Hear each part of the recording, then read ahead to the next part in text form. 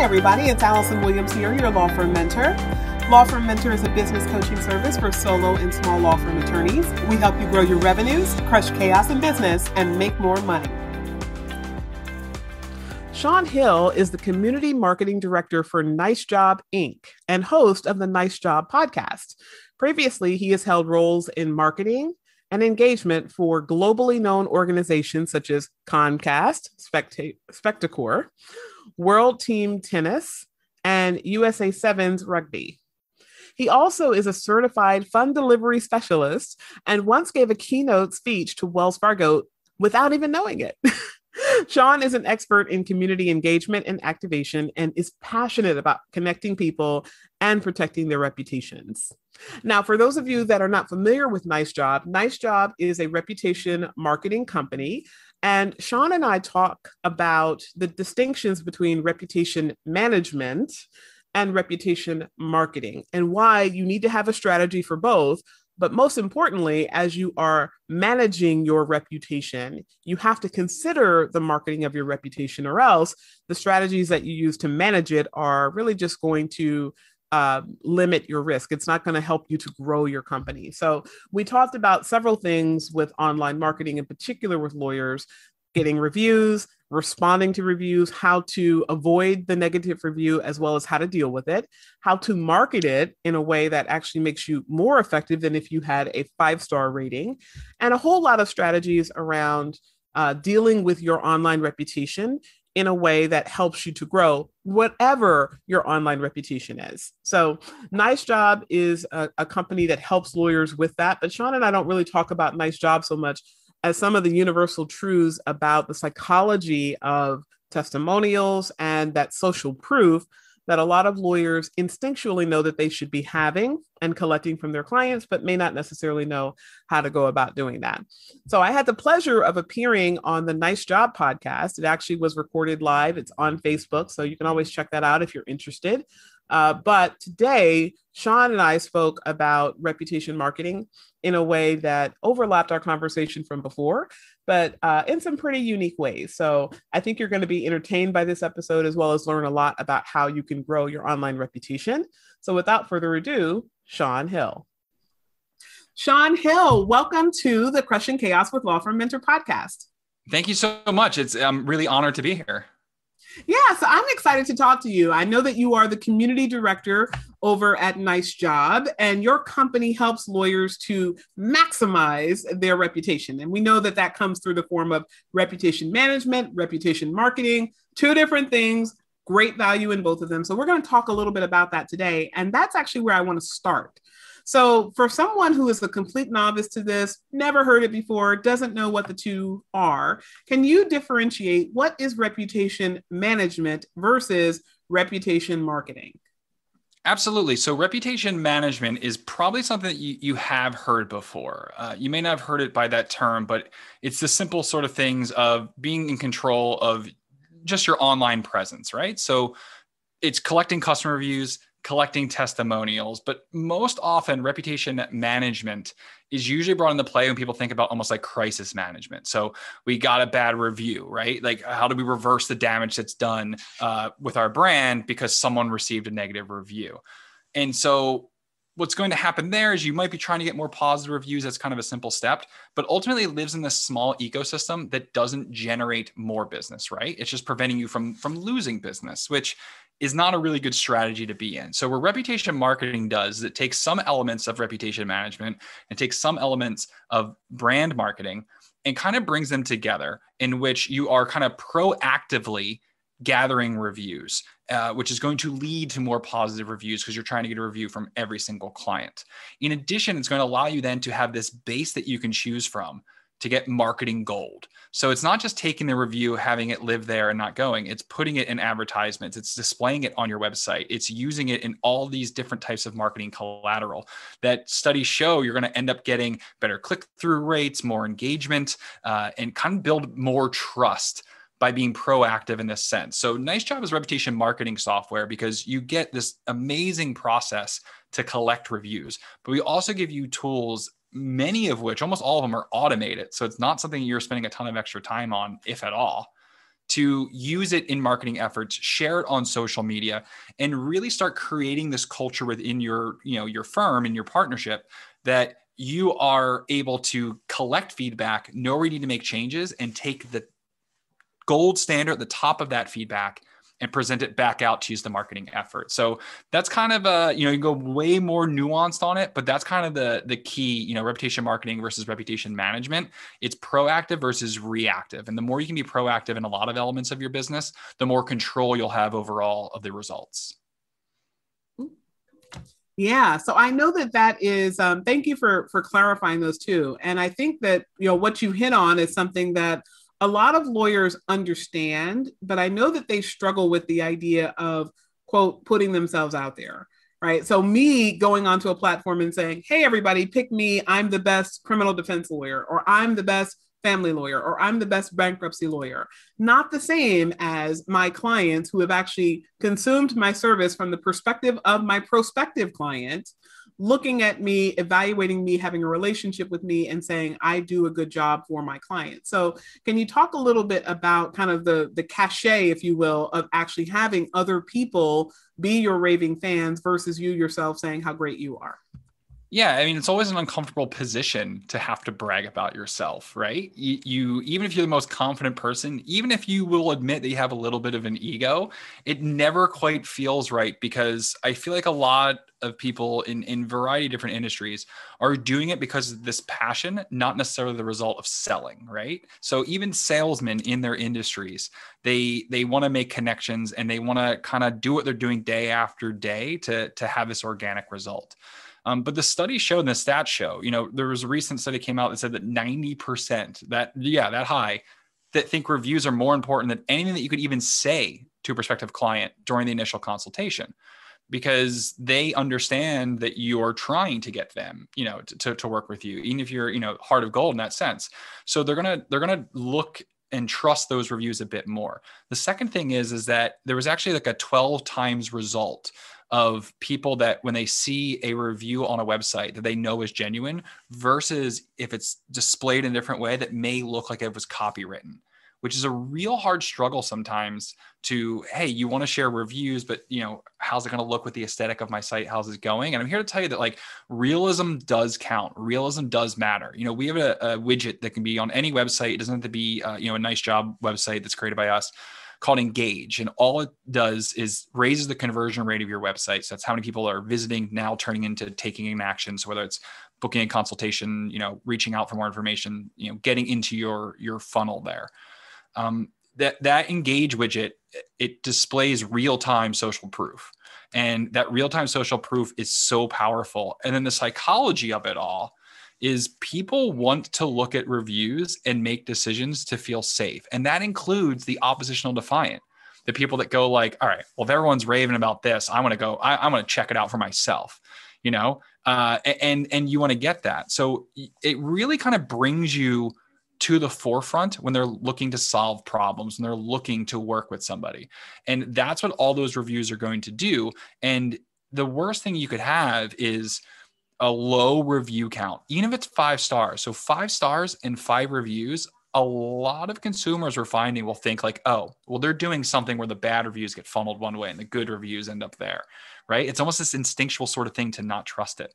And then conversely, if you have 2 reviews and one of them happens to be a 1 star and it's completely not relevant, it's a completely unfair review, well, your rating's going to be the 3.5. Your rating's going to be low, and that's not a true representation of what you are. So the more that you're collecting and the more that you're using this real social proof, it removes you from having to brag about yourself. These are the people that did it. Identify with their stories, not the story I created for you. And then the second element of it is just by showing that you have a lot of feedback, people will feel a bit more trusting, knowing that if during the process they have an issue, that you seem like the type of person, you seem like the type of firm that will listen, react, and adjust as needed. And that is a huge thing, especially in the legal community, of like, hey, I need trust in every part of the process. I don't want an expert in this situation to say, this is what we're going to do, and I don't care how you feel about it. They want it to be a partnership, even if they have no knowledge of what needs to be done with their matter. They want to know that they, at least if they feel something in their gut, can express that. And by seeing real social proof all over the place, you are advertising from second one that you are the type of person, you are the type of firm, you're the type of organization that is respecting and sensitive to that sort of narrative. Yeah, so we're going to talk about bad reviews. I definitely want to touch upon that because I know that that is a major concern for a lot of lawyers. But you said something, Shawn, that I think is really insightful, and I think probably the first time I've ever heard someone in talking about the importance of online reviews actually mention, which is the realism aspect of it. So, lawyers, we kind of have to break this mold of needing to be perfect and packaged and, well scripted when we're out there on our videos and when we're posting content.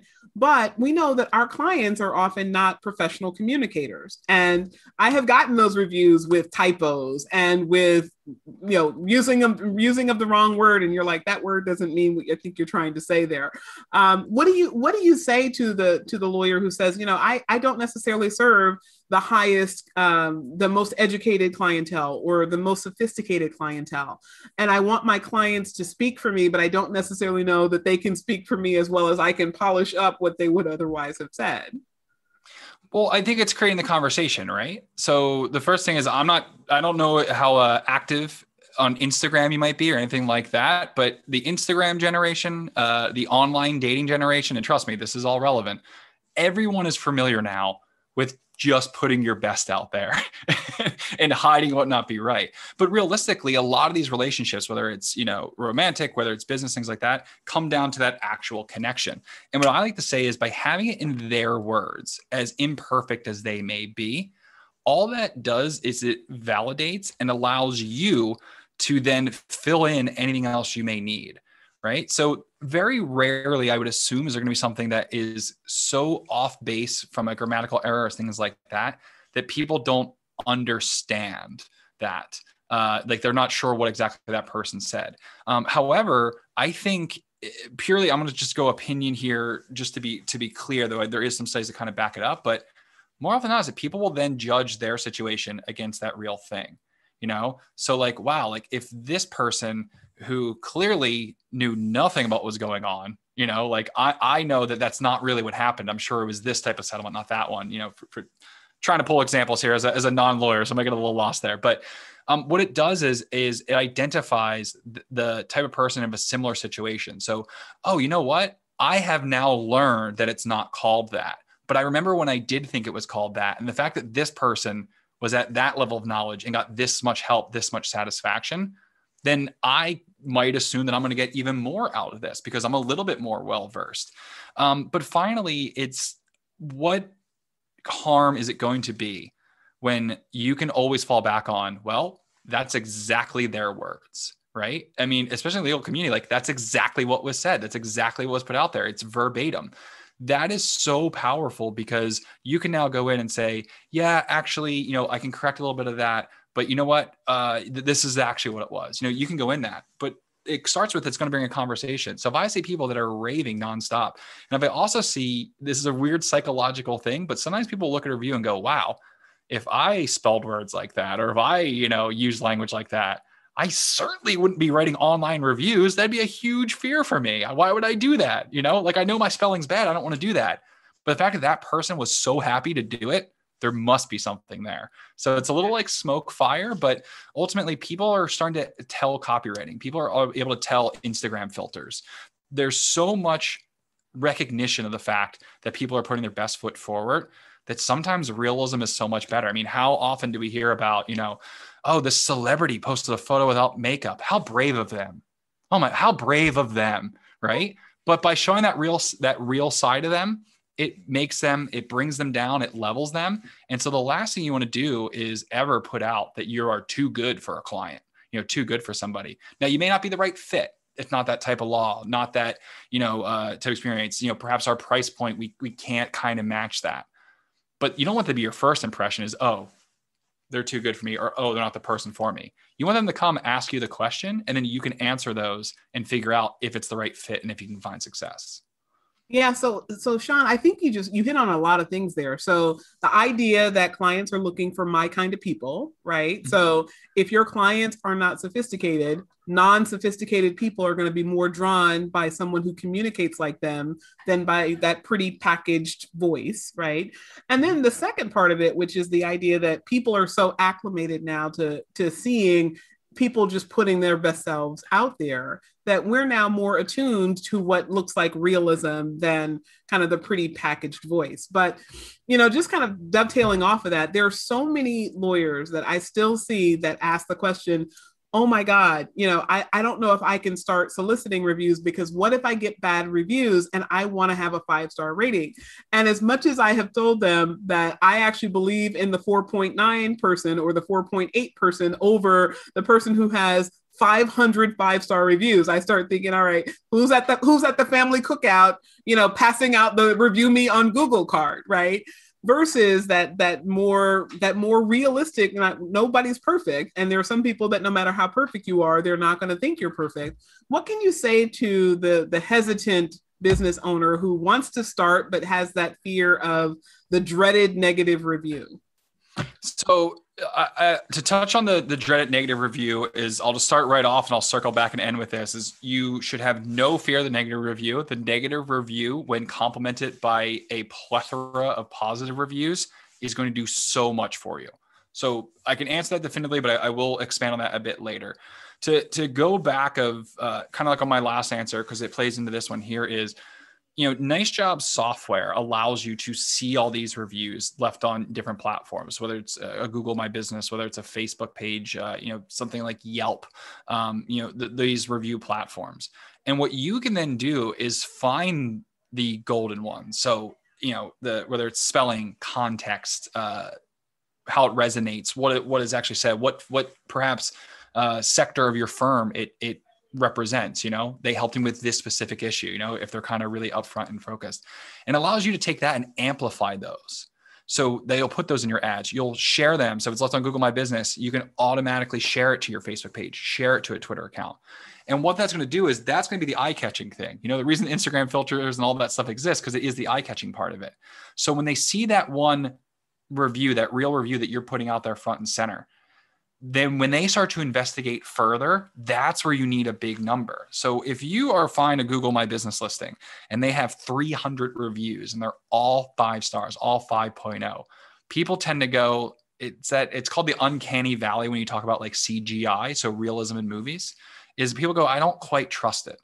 But if you have 299 reviews and you have a 4.9, is people are going to look at, okay, like what's the balance of that? But also, I make a lot of sports references. For those not sports oriented, I apologize for this one, but it's kind of like in baseball, right? Like good hitters hit the ball successfully 30% of the time, right? And so people understand that seems like a skewed number, but it's actually really, really good. So if you have 299 reviews and you're a 4.9 and someone has 300 and they're all 5.0, the chances of you getting that person to click and search you is a little bit even, and perhaps a slight boost to you, because they want to find out maybe what the nuanced difference is, but what they know what they're going to find at the 5.0 company. It's going to be all glowing reviews, things like that. And they're not going to spend time digging for dirt. They're going to find out what's best about the 4.9 company, because the 5.0 company either A, is too good to be true, or B, is hiding something. So the curiosity gap is much more for the 4.9. Now, to bring that back down, if someone has 300 reviews at a 5.0 and someone has 12 reviews at a 4.9, that's experience comes in. That's 300 people that left a review versus 12. That gap gets a little bit further. And yes, more likely the 5.0 is going to get there. But, going back to that baseball analogy, is the more reviews you have, the more at-bats you have, the less likely you're going to see these giant swings. So a 1-star review is not going to sink you to all of a sudden like, oh, now I'm a 3.9 and I can't book anyone ever again. No, it's going to keep it in context. But because people are searching for that realism, that they are going to see if it's just 5.0 at 4 reviews, is they're going to click anyone that has more reviews than that, because it looks like it's more experience. You can be around for 20 years. If you have 4 reviews, people still think you're new. Right? You could have a picture of you and your partner, and you could be the 2 oldest looking people on the internet. And if you have 4 reviews, they're going to be like, I don't know, maybe they're just getting into it. Maybe they're doing something else prior. So it's kind of like if it didn't happen on Instagram, it didn't happen, right? Exactly. And to go back to that bad review thing is when you get a bad review within Nice Job, you can reply to reviews right within the app itself. So that makes it easier. But if you just want to go and if you already have a process to reply to reviews, and I want to make it clear, you should reply to every single review you can. Every single possible one, good, bad, indifferent, reply to every single one because it shows that you're there. It shows that you're actively engaged in feedback. But the negative review allows you to say three things. One, it allows you to put forward that you are willing to make things right as best you can, which should be a good part of your culture. The second thing is it allows you to convey that this is not a result you are happy with. You are not, you don't want to accept the fact that someone could think they have a good job. You're going to fix it. You're not saying it didn't happen, but you're like, hey, we're going to look internally at this. And the third thing is that it allows you in a non-defensive way, and it's very clear, you need non-defensive. It allows you to bring up elements that they haven't said. So it could be something as in, given the information that we had possible, we apologize we couldn't do a bit more, in a perfect circumstance. We'd love for some more information. However, we want to change and make sure that we are able in future cases like this. So, this example is going to help us going forward.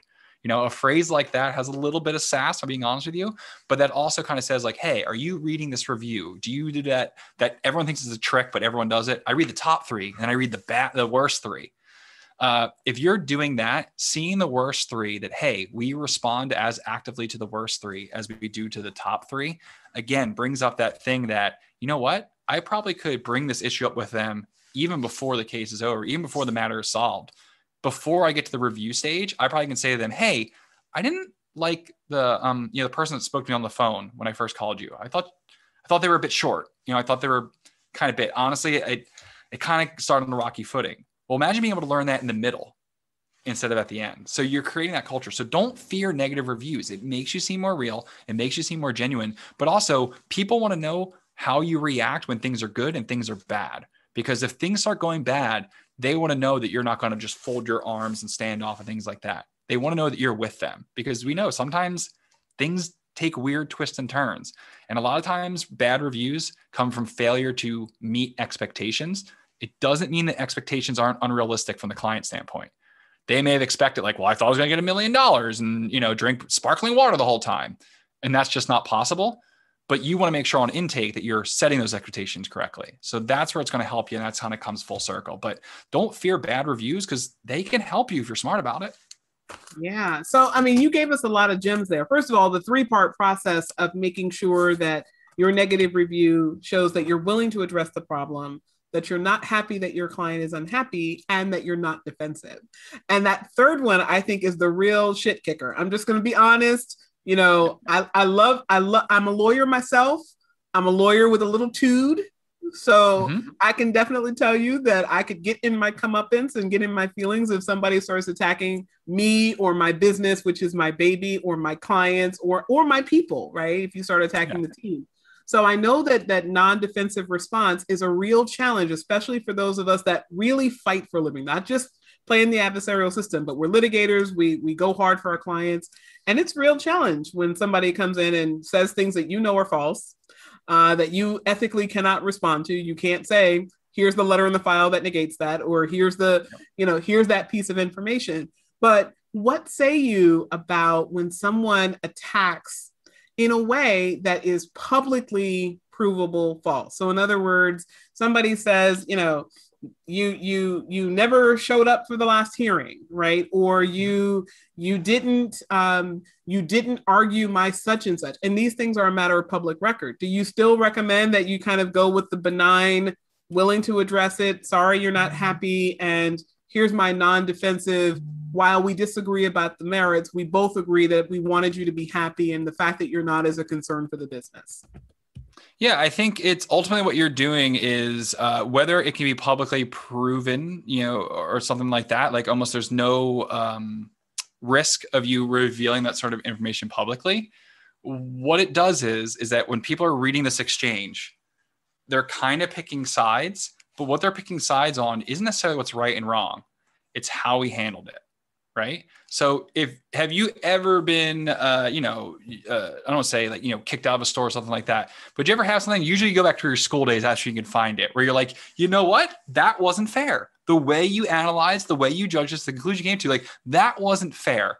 Well, I guarantee the person throwing the temper tantrum and the person going like, oh, we can talk about this. We can solve this. We can resolve this. But is this the best way to handle it? That little bit on the other side gets to it. I like to say it's kind of like, I don't know if you have any children or anything like that, but anyone has kids, where it's kind of like while we're in the store, like, come on, let's go outside. Then you get back to the van. It's like, what do you think you're doing? What? You're going to act like that in a store? That's what you're going to bring to, right? Because guess what? You don't want to be the parent right, causing the scene in the store. Out of your kid in the grocery store.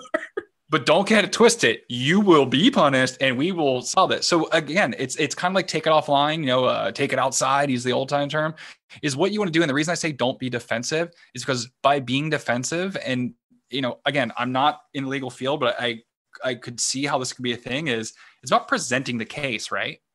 And so what you want to do is you, at the very least, the most aggressive I would get are like, we have the facts. We have these ready to go. We are not the type of firm that's going to take action on you because you're taking us out publicly and things like that, because we feel it's kind of overreaction. But I depends when you talk about public firm. I don't want to speak out of turn in this thing, but I've said we work with home service professionals as well. And I've recommended sometimes is you can always say, if anyone is out there interested in what we're talking about here, we'll gladly discuss it with you. Right. Yeah, and we I say, I know you can't say, like I said, like we can't discuss their case thing, but you could say in the instance, or maybe you could help me here. We will gladly discuss with any future clients the best way to handle X. So you're not going to say like, hey, I'm going to tell you what happened in this case with this guy. But what you're going to say is, if you're reading this and you have a concern, I will gladly, before we even do anything, explain how we'll handle this sort of situation. But I'm gonna just jump in here. So yeah, I love that for general business, and this is the beautiful thing. The beautiful thing about working with someone like Shawn, who doesn't necessarily play in our space, is that because he has a company that does provide a service to our space, we can help to collaborate and share ideas and expand the opportunities together. And I just, I can tell just from dealing with Shawn for the time that I have, and it's been brief, but it's been a very positive experience, that he's a high integrity person, right? So there's always that willingness to learn. And I would just say, lawyers, don't invite people to debate and disagree with what your prospect or former client had to say. Because here's the thing. The person who reads anything negative and says, I'm going to run away from that because it's negative, is the kind of person who's going to be the client from hell, that's going to come into your office, who's not going to listen to your advice, who's going to say, anytime I have a perspective that disagrees with yours, I am right just because. Okay. Most people that are not in that truly rigid, unreasonable, unable to discern that some people are unhappy and they're unhappy for unreasonable reasons. If they're in that camp, they're not going to be your best client anyway. And if they're not in that camp, if they say, all right, that's a negative, but they look at all the positive, they're going to be more discerning as a buyer, and they're more likely to be the kind of client you really want to work with. So I always give that to lawyers. And the other thing I want to say about this is, when you get that negative review and you give that benign response, you become the consummate professional, right? You become the person that they look to and they say, all right, if I drag my lawyer and I say my lawyer's everything but a child of God, my lawyer's not going to respond in kind. My lawyer is going to be the higher authority, right? I hate to use Michelle Obama, but when they go low, we go high, right? And when you go high, they look up to you, right? You're still on a higher plane than the average consumer. Even if the consumer is a sophisticated business person, when they are turning themselves over to you as the lawyer, you're advising them, having to ask questions and not know the answers and have all of that uncertainty puts them in a vulnerable place. When you stay in the role of the key advisor, the key trusted person who's going to guide them through a process and not respond emotionally and not react to them in a way that says, F you, I'm right, you're going to show yourself to be exactly what they're looking for, the person who's going to be the advisor, the guide, the trusted source. So I always say, like, it doesn't benefit you to smack back at them. Now, I will say, use it as a marketing piece, right? Yeah. Well, So that's what it is. It's defensive. Yeah, defensive is sometimes a hard marketing position to take, right? So that's what I kind of talk about. Like it doesn't say, sometimes people say like, oh, it sounds like I can't put any personality into my response. You definitely can put personality into your response. But remember, as one, you're probably gonna have the last word in that situation. They leave the review, you get the ability to reply as a business, and it's gonna kind of end there. So you want to always leave that situation where it doesn't seem like a nuh-uh situation, as I kind of put with it. But you're spot on. It's a marketing opportunity, which is why we say don't fear them, because now you have the ability to explain, okay, if it goes bad, this is how we respond. If it goes good, this is how we respond. So if you're responding to everything, I want to make sure to break down the fear of, if you're not sure exactly what to write at all, like if you haven't found your voice yet, that's where I kind of go back to those steps of, show that you're open to feedback, show that you're willing to, correct things if need be. And that, you're also not coming out here just to, throw words back or anything like that. Like, you're not here to fight. You're here to listen, respond, and act appropriately. And acting appropriately could be, if they then call your office afterwards, defend yourself in that forum. But in the public sort of forum, all you really want to put out there is, we don't fear you saying anything bad about us, because we are going to take that and be better if it's warranted, or respond in like to you directly and handle it like this. We don't need to play everything out in public. Yeah. So Shawn, I think we've covered a lot about negative reviews. And one of the things that I think we absolutely would be remiss if we didn't cover is the fact that when you're talking about the review in general, and you're trying to figure out what is going to hit for the public, there's the lawyer response, but then there's also the review. So what would you say to somebody who says, I have a host of clients and they love me, they think I walk on water, but I ask them to write something and they go online and say, great lawyer. Right? So not a whole lot of context. And I don't want to say, that's not what I wanted you to say. I wanted you to say more. Like, what's the meat and potatoes behind this statement? How do you help to guide your clients, not coach your clients, but guide your clients to give meaningful feedback, so that someone who is reading that can actually get something out of it in terms of what they should feel, what they should walk away with, what they should expect when they work with your law firm? Yeah, well, I will say the easiest thing you can do to start getting more detailed reviews is take the process of leaving a review and make it as easy as possible, right? If I made it really easy for you to cook a wonderful lunch, chances are, me as someone that you might be making lunch for, like, is gonna get a better lunch out of that, right? Because you're like, oh, it actually wasn't that hard to make a grilled cheese with this and that. It wasn't that hard. But the more difficult it gets, the more likely it's like, oh, here's a pack of peanut butter crackers. Does that work?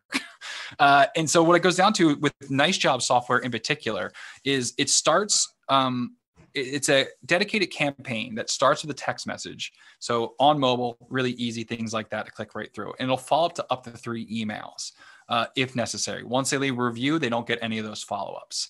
But the thing about the review being that simple and having those multiple touch points is what that allows you to do, knowing that the back end of the process, when you're actually going to ask for the review, is so simple and so easy, is allow every discussion about feedback along the way for you to highlight what might be most important to you, and for you to kind of, perhaps address some things, but, to really guide and make sure that what's important to them, that you are certainly satisfying, right? Because a lot of times people are like, I really wish they would write about this, but they seem to always be focused on that, right?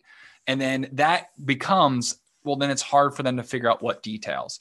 So throughout the process, you can be telling them things like, hey, cool, we're starting a bit early here. I hope that's good for you. It's important for us to kind of start early. So small little comments on that shows like, this is what we think is important. This is what we think is important. And then I would also say, before the official ask, is have that conversation and let them play it out in their head. Because often what happens is, hey, would you leave me a review? Yeah, sure. Then the box comes up, and that, unless they're really extroverted, maybe have a, improv background or things like that, it becomes like, oh, what do I write? And then just is like, if I just write great lawyer and hit send, I'm done. So if you talk to them like, hey, I want to have a nice conversation, I'm going to send you, a review request. If you'd be willing to do so, it's going to start with a text message right there. But just personally, because I know sometimes it's the review, you're not quite sure, what you want to say. Like, I just want to kind of go over some key things. Like, were you happy with this? They say, yeah. Were you happy with that? Yes. Were you happy with this? You know what? I didn't really quite think about it. Like, oh, okay, well, it's all right. We've been trying some different things. So you kind of almost explain a little bit. You take that little extra bit and you're preparing them. So then when it becomes, okay, we've talked about this, now leave me the review. They go, well, they asked me about promptness. They asked me about intake. They asked me about, how clear we were in explaining processes. Like, sounds like that's things I should talk about. It sounds, low key, you've not quite coached them, but you've kind of took through of like, hey, this is what's important to us. This kind of goes through. But the fact that it's so easy for them to leave a review is really going to help them be more in depth because, like I said, it goes back to that cooking analogy. They're happy to cook you lunch. And if you make it really easy for them to make something really, really great, then they'll probably do that because they care about the relationship.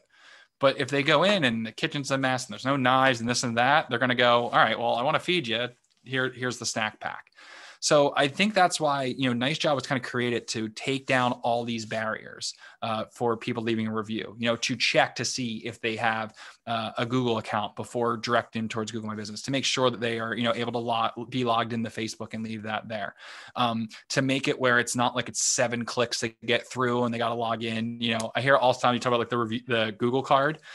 Nice Job was able to take or to get connected with Google and have the official Google shortcut. So like review.new/ the company or firm name lead right into Nice Job software there. Like that was a huge sort of get because now it wasn't this complicated thing that if you got one little plus or equal sign wrong, you went to a different business, different firm. Making it incredibly easy, having those conversations in your process, it's going to save you time. You're going to see more detailed reviews. And then it's monkey see, monkey do. If people go and they see reviews that are well-written and are a bit longer, you'll find that future clients who have found you through your reviews now know what they should be leaving. And hey, if you end up getting non-detailed reviews, that's still going to help you for the Google Map 3-pack. It's still going to help you appear on, Facebook recommendations and things like that. So it's still great. That goes back to the reputation marketing thing versus just reputation management.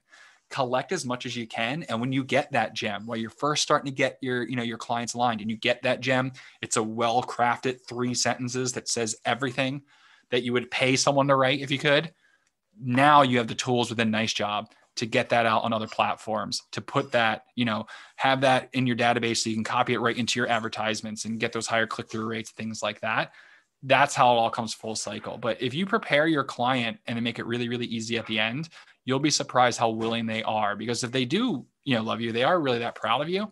They want to do what's best for you. And you just got to kind of prime them to say like, all right, well, all the things we talked about, I'm going to give you the opportunity. So you're not telling them what to write. You're just kind of refreshing it in their mind of what might be important.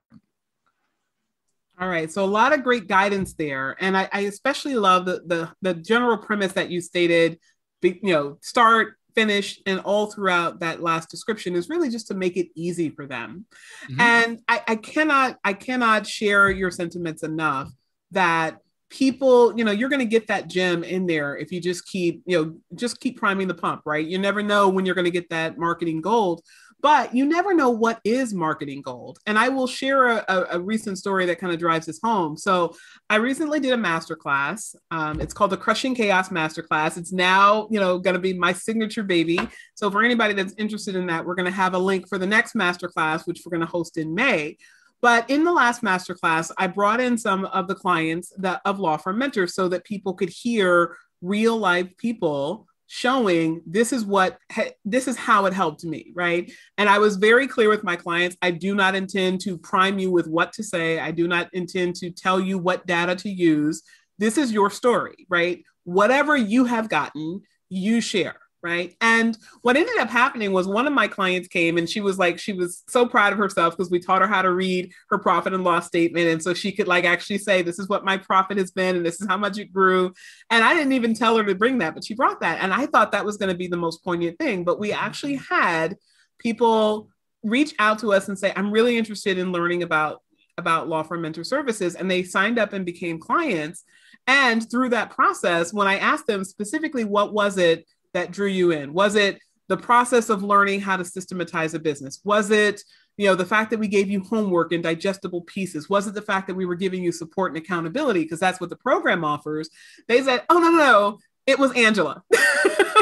Angela, one of my clients, Angela told the story about how, she started this process and it wasn't a linear path for her, that it kind of zigged and zagged for her. She started and she stopped.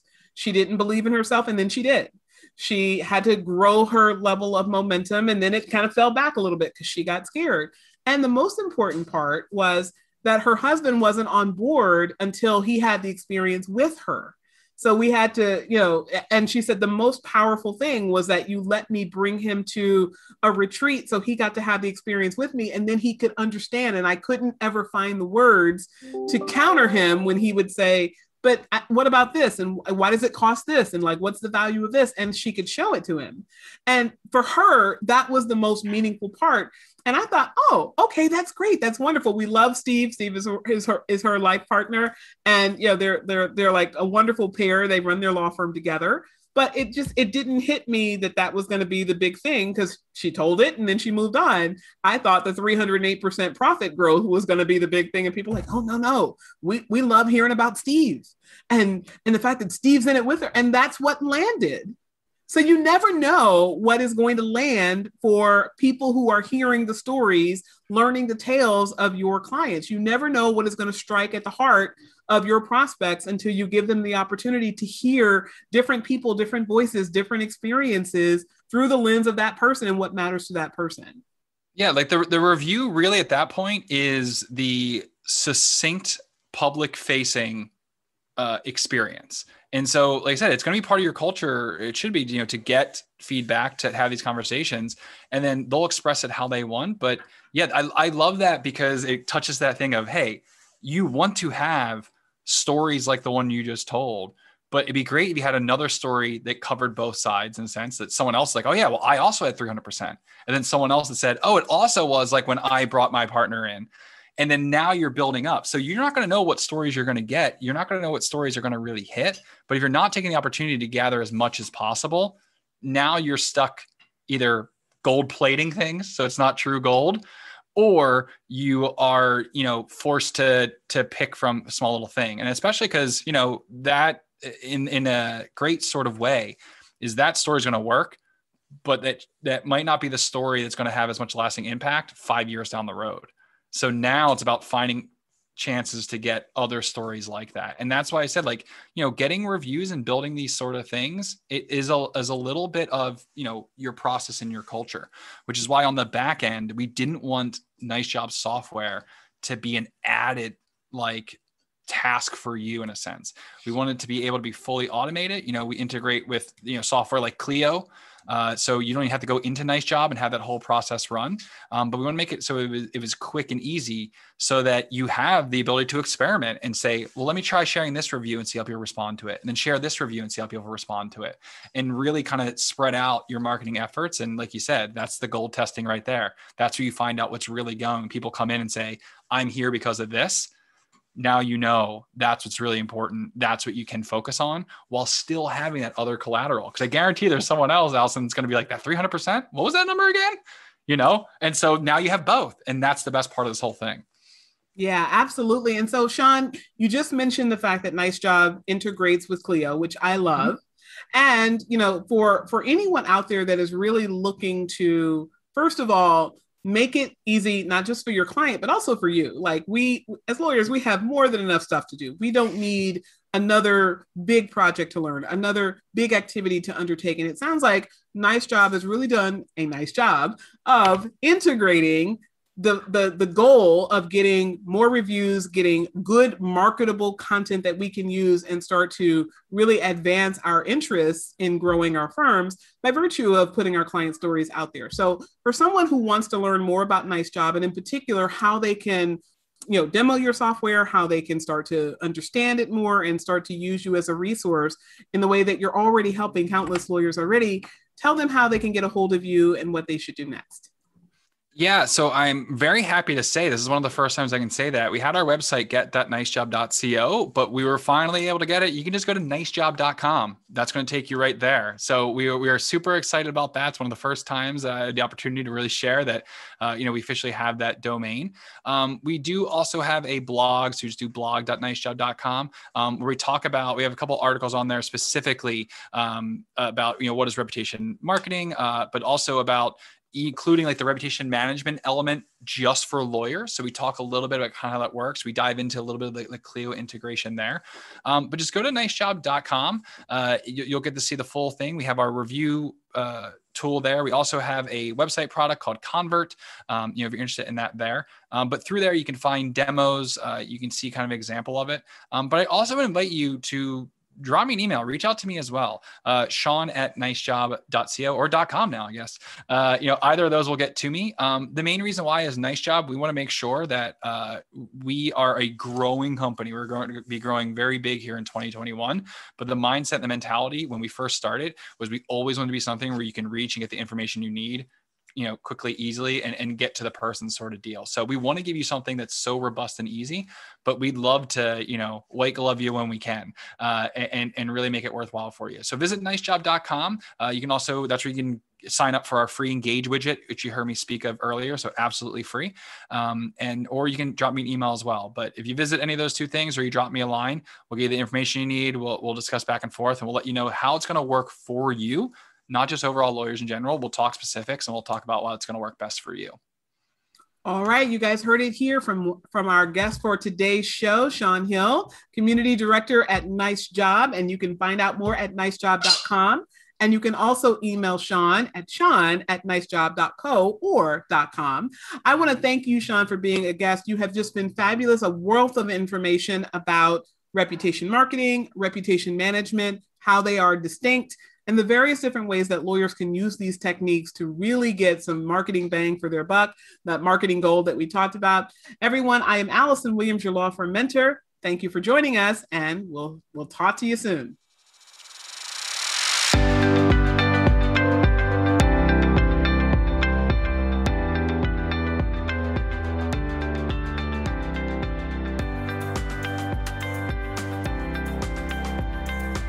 Thank you for tuning in to the Crushing Chaos with Law Firm Mentor podcast.